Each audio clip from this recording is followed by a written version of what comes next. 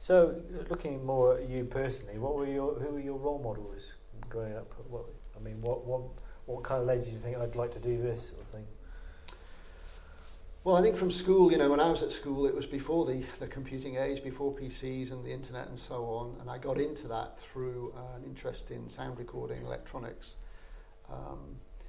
So, you know, I had a very good maths and physics teacher at my school who, they were just enthusiastic about most things and encouraged you to get involved and take risks, so I think that helped. When I did my training at the Civil Aviation Authority, I got into real computers, if you like, early computers at the time.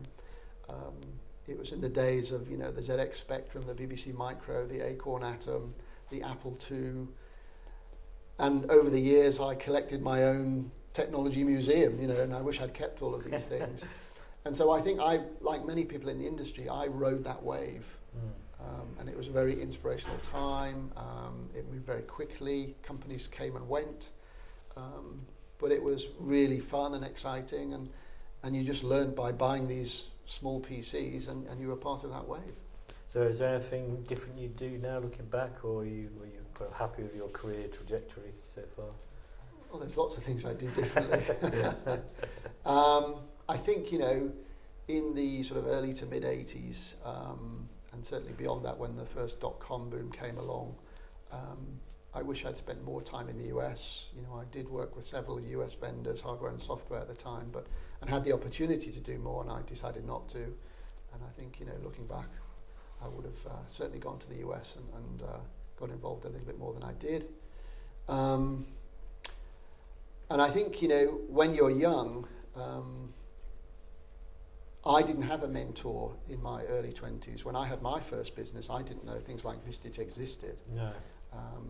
And again, I wish I had known of things like that and had a mentor, business mentor, an executive coach mentor, and so on at the time.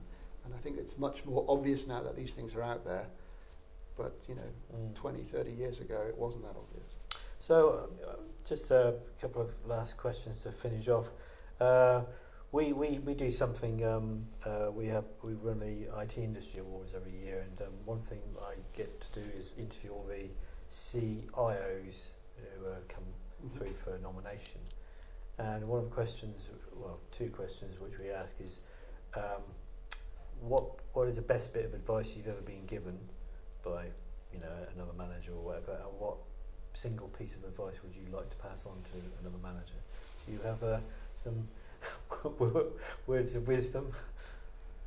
I think, you know, one of the best pieces of advice I've been given it in various forms by various people over the years, and it's absolutely fundamental to the way I work, is, you know, you can achieve anything, you've just got to have a go.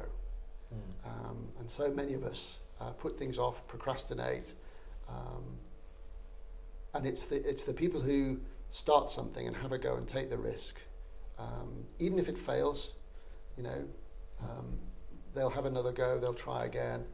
So the biggest advice I'd give to anyone starting a career or starting a business is to have a go, to take the risk and jump in. I'd rather, you know, look back and regret that something failed than regret I never actually tried that. So that's the best piece of advice I give to anyone, you know, have a go.